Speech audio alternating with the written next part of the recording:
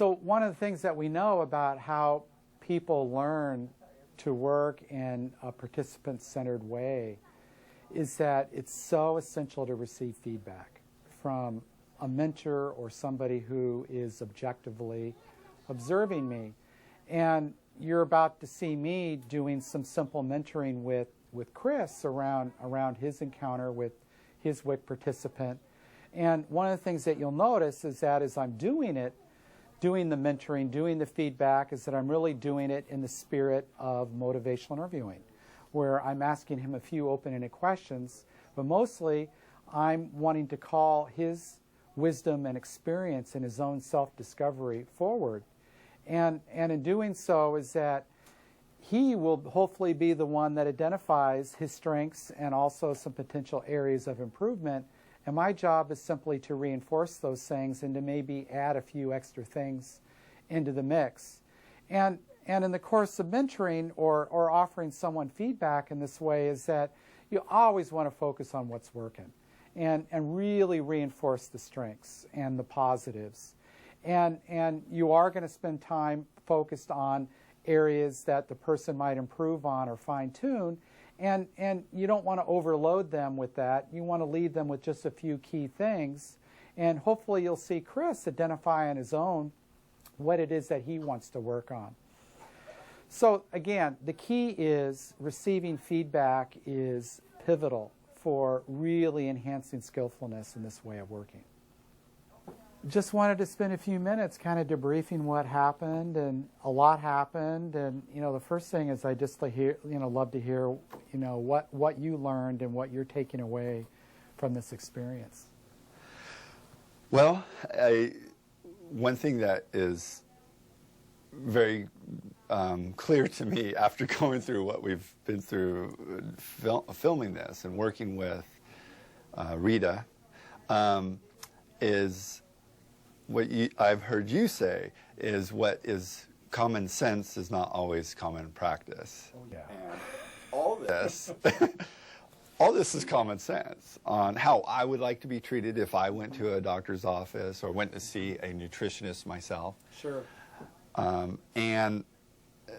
So it just was, but to do common sense things, it takes some practice. Yeah, because the work cultures that we work in and how we've been trained, unfortunately, is counter to our common sense, oftentimes.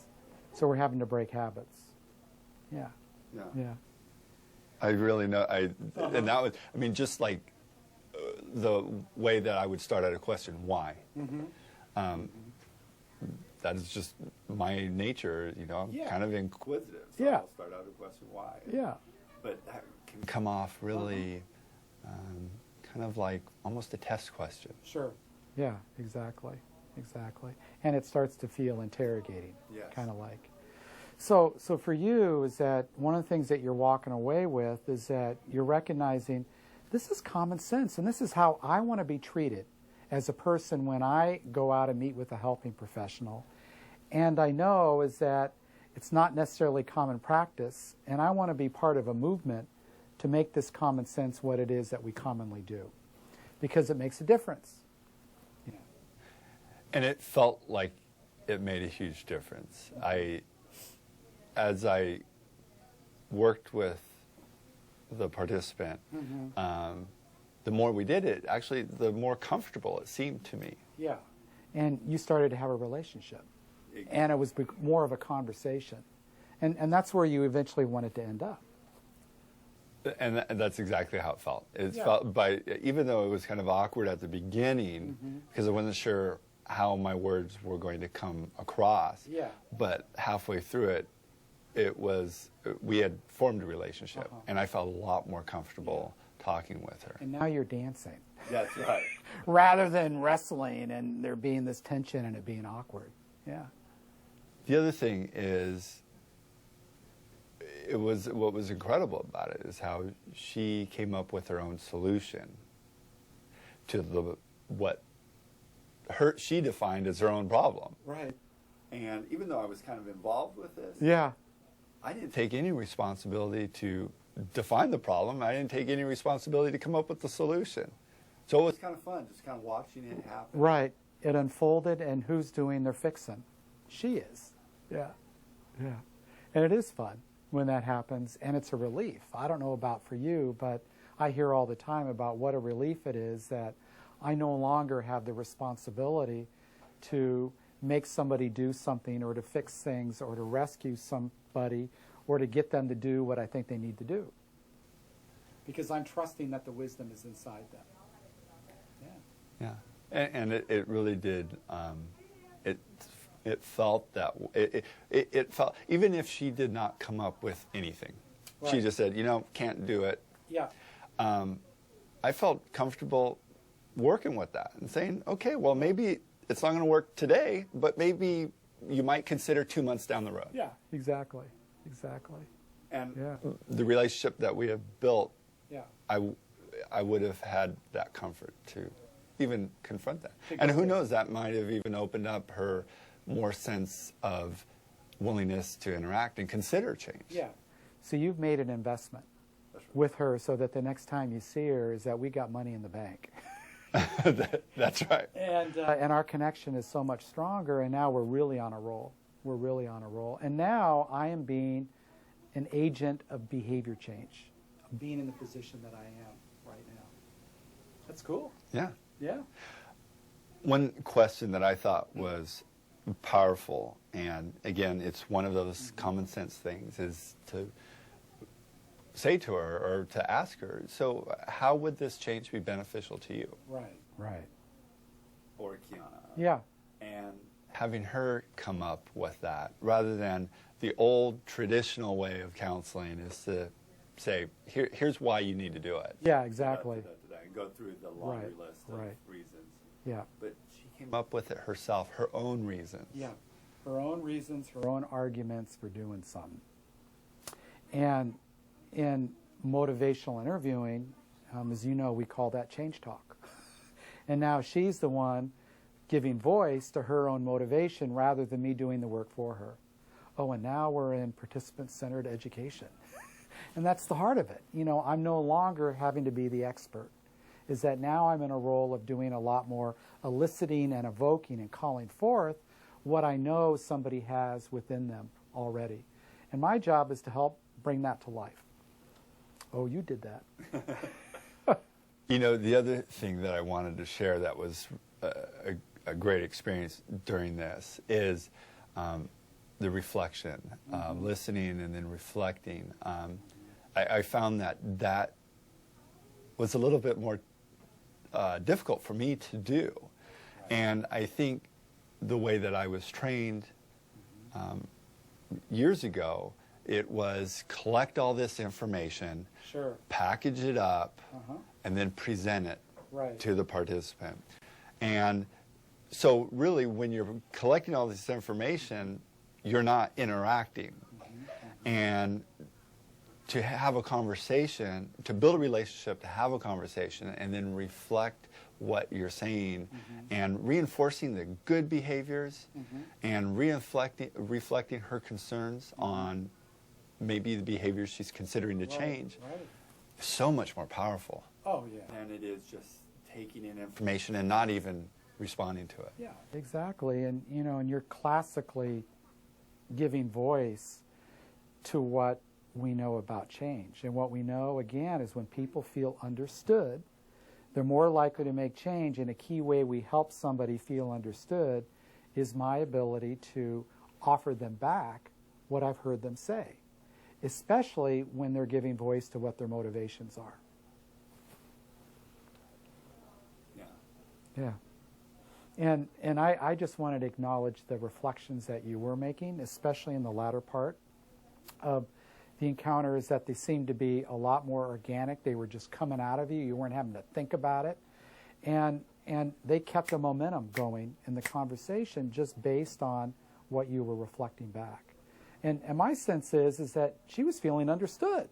She was feeling heard by you. And that made a huge difference in terms of what happened. Yeah.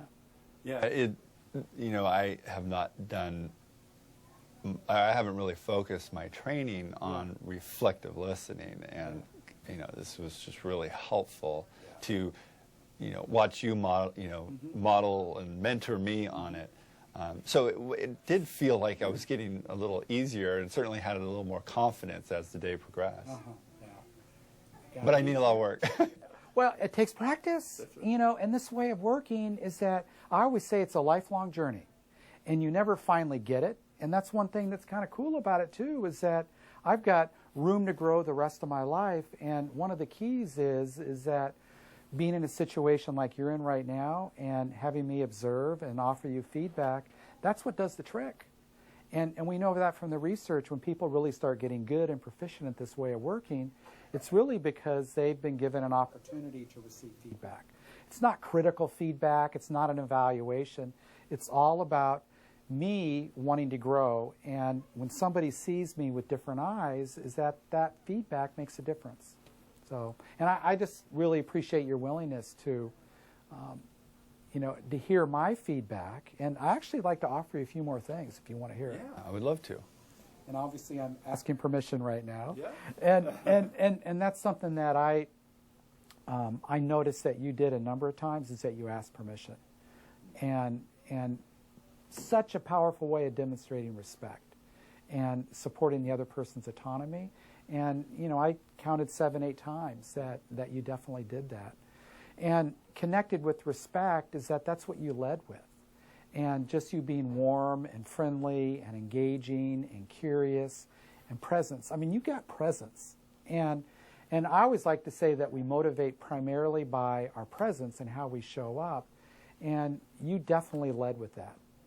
And you leading with that created an impact in this conversation. So asking permission, your presence, your interpersonal style of being warm and friendly. I thought you asked some great open-ended questions to keep things moving.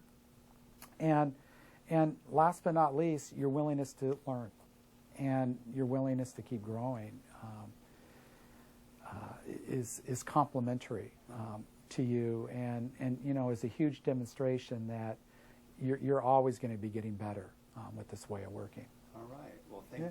Yeah, I'm looking forward to working with my next participant and using some of the skills that I've honed today. And what are you most looking forward to using? What are the three top things you're gonna do? Just really honing my open-ended questions. Yeah, I ask open-ended questions, but in the way that I ask them, and then of course reflective listening. I really want to spend some time working on that. And what's incredible with the work that we do here at WIC, any person that we see will be able to do that. Yeah, exactly. Yeah. Exactly. So open-ended questions, refining them, and practicing the reflective listening. Yes. In all situations. And I say all situations because one of the great things about reflective listening is that it's something you can practice in all aspects of your life. In your relationships at home and with friends, and it's an art. It seems simple, and as you know, once you start doing it, it becomes a lot more complex, and it's definitely learnable. I mean, people can learn how to do it, and you're a great demonstration of that. Oh, yeah. Thanks. Yeah, definitely. So again, it's been a huge pleasure, and keep on rolling. Yeah, absolutely.